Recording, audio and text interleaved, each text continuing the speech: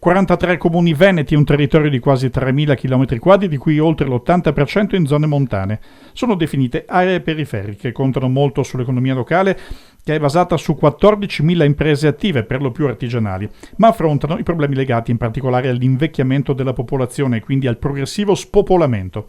Il rapporto dell'Osservatorio Economia e Territorio della CNA Veneta ha ricostruito l'attuale situazione. Lo studio rappresenta proprio la fotografia della situazione attuale che abbiamo esteso assieme alle regioni Emilia-Romagna e Lombardia in un'area più vasta. Chiaramente noi ci concentriamo sui problemi del Veneto e riscontriamo tutta l'area montana della provincia di Belluno, tutta l'area del Delta del Po, la zona del Rodigino, la zona montana dei 7 comuni di Asiago rappresentano chiaramente le problematiche maggiori da questo punto di vista. Riscontriamo in queste aree un calo maggiore della popolazione, un calo maggiore anche degli occupati, delle aziende. L'abbandono delle aree periferiche rappresenta una pesante perdita di competenze e professionalità anche per l'artigianato. Nel territorio le vocazioni economiche sono legate soprattutto all'agricoltura, al turismo, alla ristorazione e alle costruzioni. Queste sono le vocazioni economiche principali. In questi territori delle aree periferiche l'artigianato comunque ha un ruolo molto importante. Artigianato e anche piccole imprese sono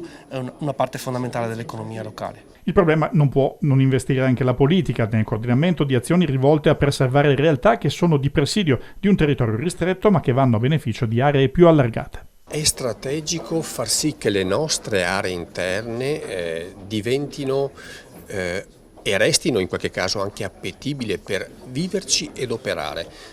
Già nella programmazione comunitaria del 2014 come regioni spingemmo molto per far sì che ci fossero fondi destinati alle aree interne, poi che è diventato comunque un tema diffuso anche nell'operatività di tanti ministeri.